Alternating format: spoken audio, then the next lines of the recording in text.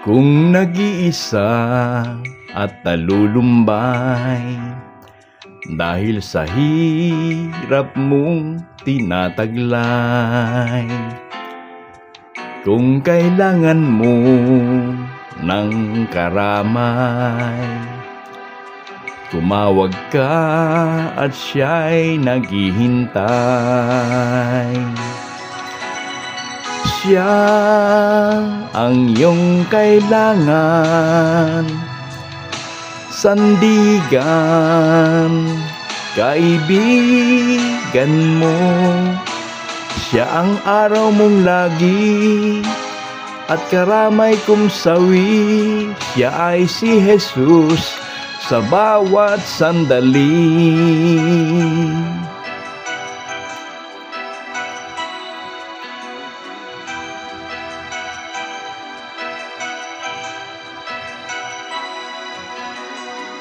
Kung ang buhay mo ay walang sigla, laging takot at laging alala, tanging kay Jesus makakaasa, kaligtasan, lubos na ligaya. Siya ang dapat tanggapin at kilanlin sa buhay mo. Siya noon, bukas, ngayon, sa dalangin mo'y tugon. Siya ay si Jesus sa habang panahon.